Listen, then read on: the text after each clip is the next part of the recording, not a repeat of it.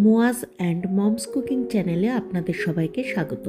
প্রতিদিনের মতো আমি আজকেও আপনাদের সামনে একটা রেসিপি নিয়ে হাজির হয়েছি। আর এই রেসিপিটা খেতে আমার কাছে ভীষণ ভালো লেগেছিল, তাই ভাবলাম আপনাদের সঙ্গে শেয়ার করেই নেই। আসসালামু আলাইকুম, আশা করছি সবাই অনেক ভালো আছেন। আমি জাকিয়া সুলতানা পাঁচবিবি থেকে বলছি। আমি এখানে 1 পিস মাত্র তেলাপিয়া মাছ নিয়েছি। বাড়ির কর্তা বাড়িতে নেই, তাই ভেবেছি নিজের জন্য কিছু একটা তৈরি করে নেব। আর ভীষণ ছোট মাছ খেতে ইচ্ছা করছিল, বাড়িতে একটাও ছোট মাছ নেই, তাই এই মাছটা দিয়েই খুব সুন্দর একটা রেসিপি তৈরি করব, যাতে আমার ছোট মাছের চাহিদাটাও যেটা ইচ্ছে করছে খেতে সেটা পূর্ণ হয় আর টেস্টটাও খুব ভালো আসে। তো বাড়ির ছাদ বাগানে গিয়েছিলাম বিকালবেলা গাছে পানি দিতে, সেখান থেকে কিছু কচি কচি ঢেঁড়স পেয়েছি গাছের। সেই ঢেঁড়সগুলো নিয়ে এরকম ফালি ফালি করে কেটে নিলাম। আর সবজিগুলো কিন্তু আমি আগেই খুব ভালোভাবে ক্লিন করে নিয়েছি, এটা কাটার পরে আর ধুবো না। আর আলুটা চাকা চাকা করে প্রথমে কেটে নিয়েছি, তারপরে ছোট ছোট পিস করে কেটে নিলাম। আর আমি একইভাবে বেগুনগুলো ফালি ফালি করে কেটে নিব। বেগুনগুলো একটা চিকন লম্বা টাইপের নিয়েছি আর একটা একটু গোল টাইপের নিয়েছি, তো দুটাই এরকম ফালি ফালি করে কেটে নিব। যারা এতক্ষণও আমার সঙ্গে আছেন এবং একটি লাইক দিতে ভুলে গেছেন, দয়া করে একটি লাইক দিয়ে ভিডিওটি কন্টিনিউ করবেন, কেননা আপনার একটা লাইক কিন্তু আমাদের কাছে অনেক অনেক মূল্যবান। আর সবজিগুলো সব আমি কেটে নিয়েছি, যেহেতু আমি আগেই এগুলো ধুয়ে নিয়েছি। আর ঢেঁড়স সবজিটা পানিতে ভিজিয়ে রাখা যায় না, সেজন্য আমি খুবই দ্রুত রান্না করব, এগুলো ভিজিয়ে আর রাখবো না, বেশি দেরি করলে কালো হয়ে যাবে। ছোট মাছ যেহেতু নাই, তাই ওই একটা লেজে আমি ছোট ছোট করে কেটে নিয়েছি, যাতে একটু চচ্চড়ি টাইপের, একটু ছোট মাছ যেরকম করে রান্না করে ওই টাইপের যাতে হয়। তো পরিমাণ মতো লবণ দিয়ে দিয়েছি, কাঁচামরিচ পেঁয়াজ কুচি দিয়ে দিয়েছি, আদা রসুন বাটা দিয়ে দিলাম, একটুখানি গুঁড়া মরিচ দিলাম, আর দিব একটুখানি হলুদ গুঁড়া দিব, দিয়ে তার সঙ্গে একটুখানি গোটা জিরাও দিব। আমি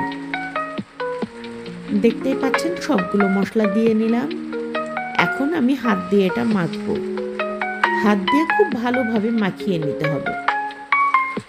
আমার নিজের জন্য এই রেসিপিটা করেছি, আমার এত ভালো লেগেছে। আমার ছেলে ছোট ছোট করে মাছ কেটে দিলে কিংবা ছোট মাছের চচ্চড়ি মোটেও খেতে চায় না, তার জন্য সবসময় বড় মাছ অথবা মাংস রান্না করে রাখতে হয়। কিছুই যদি না থাকে, তা না হলেও একটা ডিম তার জন্য রাখতে হয়, কিন্তু আমার জন্য আজকে এই রেসিপিটা করেছি। মনে হয়েছে অনেক দিন পর একটু প্রাণ শান্তি করে ভাত খাবো। আর এই যে হাতে দেখাচ্ছি, এটা কিন্তু জোয়ান আছে অথবা আজোয়ান বলেন অনেকেই, তো তার মতো দেখতে, আসলে কিন্তু এটা আজোয়ান নয়, এটা হচ্ছে রাঁধুনির বীজ। তো রাঁধুনির বীজটা আমি একটু হাত দিয়ে ডলে দিয়ে দিলাম তরকারির মধ্যে, এতে করে খুব সুন্দর একটা ফ্লেভার আসবে। শীতকালে বাজারে রাঁধুনি পাতা পাওয়া যায়, আমাদের এই দিকটায় এখনও নামেনি। আর ওই যে একদিন বলেছিলাম না আমার হাতের কাজ দেখাবো, আমার হাতের তৈরি করা এই পঞ্চটা, স্পেশালভাবে এই পঞ্চটা আমি তৈরি করেছি এবং নিজে খুব ভালোভাবে এটা বোরখার উপরে ক্যারি করতে পারি। তো ছোট বড় চিকন মোটা সব বয়সের মানুষই এটা ক্যারি করতে পারবে, এটা এতটাই সুন্দর। আল্লাহর রহমতে এটা পরে যেখানে গিয়েছি অনেক অনেক প্রশংসা পেয়েছি। তো বন্ধুরা, আপনাদের কাছে এই পঞ্চটা কেমন লাগলো আমাকে একটু কমেন্ট বক্সে জানিয়ে যাবেন। আমার হাতের কাজ কেমন লেগেছে আপনাদের অবশ্যই অবশ্যই জানাবেন। আর চ্যানেলটি সাবস্ক্রাইব করে না থাকলে সাবস্ক্রাইব করে পাশে থাকা বেল আইকনটি বাজিয়ে অল অপশনে একটা ক্লিক দিয়ে দিবেন, যাতে করে আমার সকল ভিডিও আপনাদের কাছে আগে ভাগেই পৌঁছে যায়। আর পানি একদম শুকিয়ে গেছে, সেই পর্যায়ে খুব সুন্দর করে আরেকটু নাড়াচাড়া করে দিয়ে তারপরে নামিয়ে নিয়েছি। আর একটা সার্ভিং বলে এটা সার্ভ করে দিয়েছি। দেখতে যত না সুন্দর হয়েছে, খেতে কিন্তু তার চাইতে অনেক অনেক গুণ বেশি সুন্দর হয়েছে, বেশি ভালো হয়েছে। তো বন্ধুরা, এই ছিল আমার আজকের রেসিপি কেমন লাগলো অবশ্যই তা কমেন্ট বক্সে বলে যাবেন। আর যদি একটুও ভালো লাগে তাহলে কিন্তু টুক করে একটা প্রিয়জনের কাছে শেয়ারও করে দিতে পারেন। একটু লালচে লালচে করে রান্নাটা করে নিয়েছি,